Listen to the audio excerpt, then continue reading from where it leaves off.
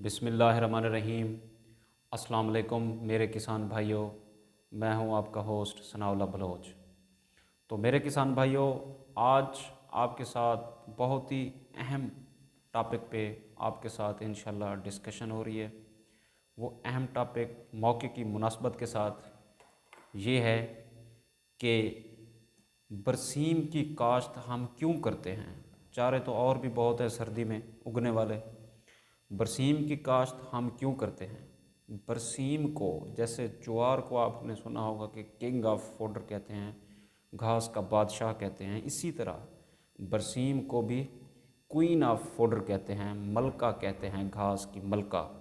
ये ऐसा इसको क्यों कहते हैं, इसकी प्रोडक्शन टेक्नोलॉजी क्या है, इसके लिए कौन सी ज़मीन जो है सूटेबल है, इसको कितना पानी दिया जाता है, इसकी बुआई जो है कब स्टार्ट होती है, इसकी ज़मीन की तैयारी कैसे होती है, इसकी अच्छी वैराइटीज़ कौन कौन सी हैं, इसके ऊपर इंसेक्ट पेस्ट का अटैक कब आता है और किस स्टेज पे आता है, उसका तदारुक क्या है, इसके ऊपर बीमारी कौन सी आती है। और इसके साथ साथ हमने ये चीज़ देखनी है कि हम जो है कितनी कटिंग्स, कितनी बार इसका जो सराकिम कहते हैं पुलाव, हम कितने इसके जो है वो कटिंग्स ले सकते हैं और कितनी एवरेज इसकी जो है ग्रीन फोडर है जो हम इससे ले सकते हैं। तो ये सारी चीज़ें हाँ आज हम आपको इस वीडियो में बताएंगे।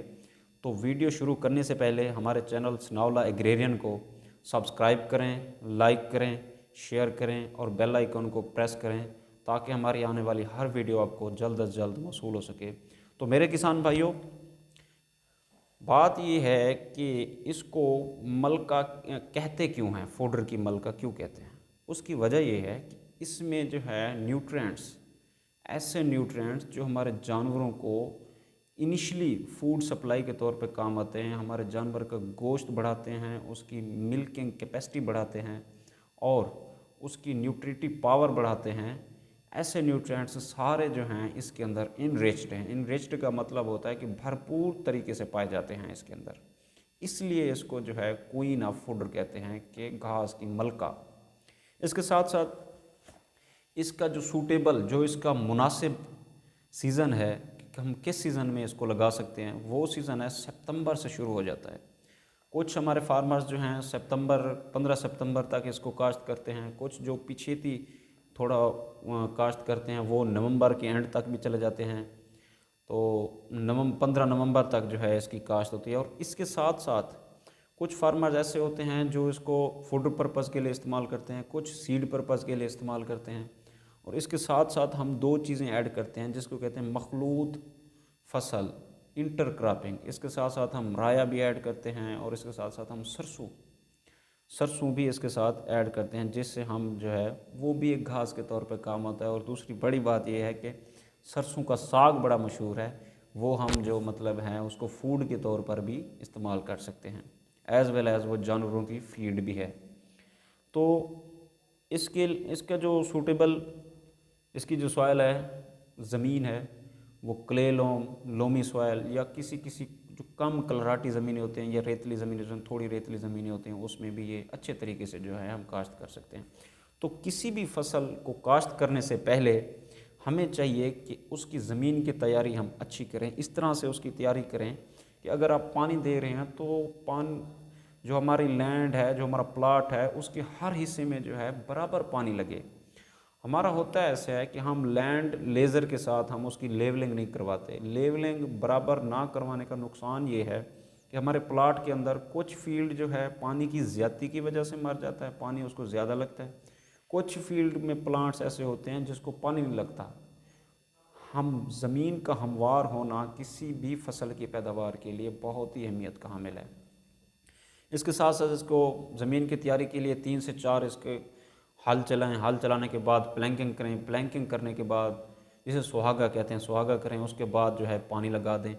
और इसकी जो काश्त होती है वो पानी के अंदर, स्टैंडिंग वाटर के अंदर जो है हम खड़े पानी के अंदर जो है इसका छट्टा कर देते हैं।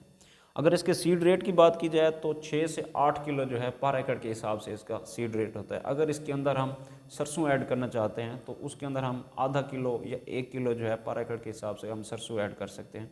सरसों ऐड करने का बेनिफिट क्या है कि हम क्यों ऐड करते हैं, उसके दो बेनिफिट हैं। पहला बेनिफिट तो ये है कि इसकी पहली कटाई जो है वो हमें जल्द अज जल्द मौसूल हो जाती है। हम सरसों को काट लेते हैं या उसके साथ जो बरसीम होती है उसको काट लेते हैं। दूसरी बड़ी बात ये है कि जब सरसों पहले बड़ा होता है, वो जो छोटे पौधे होते हैं बरसीम के, जब कोरा पड़ता है तो वो कोरा सरसों के ऊपर पड़ता है, बरसीम बच जाती है उससे, क्योंकि कोरा पड़ने से आपको पता है पौधा जल जाता है, उसकी पैदावार पे, उसकी बढ़ोतरी पे बड़ा असर पड़ता है। तो ये चीज़, इस चीज़ से बचाने के लिए हम सरसों काश्त करते हैं। एक तो इसका ये बेनिफिट है। दूसरा बेनिफिट ये है कि हम उसको साग के तौर पर इस्तेमाल करते हैं और ये एक पंजाब के कल्चर में बहुत ही अहमियत का हामिल है।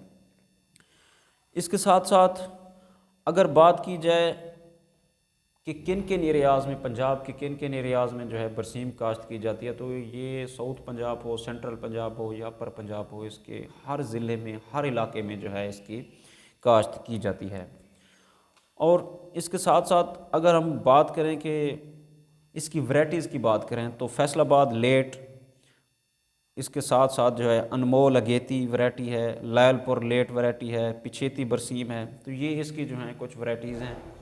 और पहला पानी जो है हम स्टैंडिंग वाटर कंडीशन में दे देते हैं।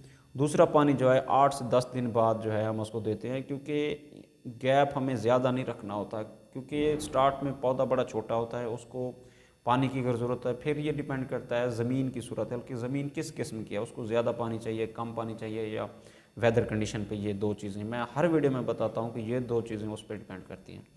अगर फर्टिलाइज़र की बात की जाए तो आपको जैसे पता है कि बेसल फर्टिलाइज़र के तौर पे किसी भी प्लांट को, किसी भी क्रॉप को जो है फास्फोरस की ज़रूरत होती है। तो फास्फोरस हमें एक ही चीज़ से मीट करते हैं, डीएपी से, डाई अमोनियम फास्फेट। आपको पता है कि उसमें 46% जो है फास्फोरस है और राउंड अबाउट कोई 18% जो है उसमें नाइट्रोजन है। तो फास्फोरस बेसल फर्टिलाइज़र के तौर पे हम 1 बैग पर एकड़ के हिसाब से जो है हम उसको दे सकते हैं। इसके साथ साथ अगर नाइट्रोजन की बात की जाए तो दूसरे पानी में या तीसरे पानी में यूरिया के साथ साथ अगर यूरिया की जगह पे हम अमोनियम सल्फेट ऐड करें तो उसका फ़ायदा ये है कि उसमें हम सल्फ़र भी मिलती है, अमोनियम भी मिलती है। अमोनिया जो नाइट्रोजन जो है अमोनिया की सूरत में पौधे को सप्लाई होती है। तो इसके साथ साथ इसका और मेन बेनिफिट ये है कि जब आप सल्फ़र फ्लड करते हैं अमोनियम सल्फेट की सूरत में, तो आपके पौधे को जो है फंगस नहीं लगती, फंगस से पौधा बच जाता है। इसका ये बेनिफिट है। इसके साथ साथ जो है पौधे की लास्ट स्टेज में जो है वो लगती है, सुंडी लगती है, अमेरिकन सुंडी हो गई या कैटरपिलर हो गए। तो ये सुंडी जो लगती है, या लश्करी हो गई, आर्मी वार्म हो गया, ये जो सुंडी लगती है पौधे की लास्ट स्टेज में लगती है, तब मतलब आखिरी कटिंग चल रही होती है, तो वो आप स्प्रे करें या ना करें उसका कोई वो नहीं है।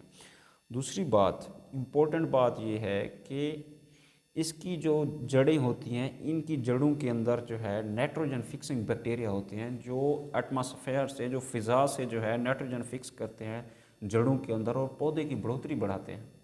पौधे की बढ़ोतरी में बहुत बड़ा किरदार है इसका। और बरसीम वाली ज़मीन पे जब आप अगली क्रॉप लगाएंगे, अगली फसल लगाएंगे, तो उसकी जो है ज़रखेज़ी पहले वाली ज़मीन से डबल हो जाती है। तो ये इसका मेन बेनिफिट है। तो अगर एवरेज बात की जाए तो 100 से 1000 से 1200 मन जो है हम इस 1 एकड़ से जो है हम ले सकते हैं इसका घास। तो इसके साथ साथ इसके अलावा भी इसकी बहुत सारी इम्पोर्टेंस है कि जैसे आप सरसों अगर लगाते हैं तो उसमें से हम तेल एक्सट्रैक्ट करते हैं, सीड पर्पज़ के तौर पे काम करते हैं, काम आता है हमारे सीड पर्पज़ के तौर पे। तो इसके साथ साथ इसलिए इस सारी इम्पोर्टेंस की वजह से, इन सारे न्यूट्रिएंट की सप्लाई की वजह से जो एनिमल को ये सप्लाई करती है, इस हवाले से, इस बैकग्राउंड के हवाले से इसको क्या कहते हैं, मलका कहते हैं, घास की मलका। तो ये घास की मलका आप ज़रूर लगाएं और अपने जानवरों की सेहत का ख्याल रखें और अपनी ज़मीन को जो है प्रोडक्टिव बनाएं, पैदावारी सलाहियत उसकी बढ़ाएं। उम्मीद करता हूँ ये वीडियो हमारी आपको पसंद आई होगी। अगर पसंद आई हो तो इसको शेयर करें। वास्सलाम।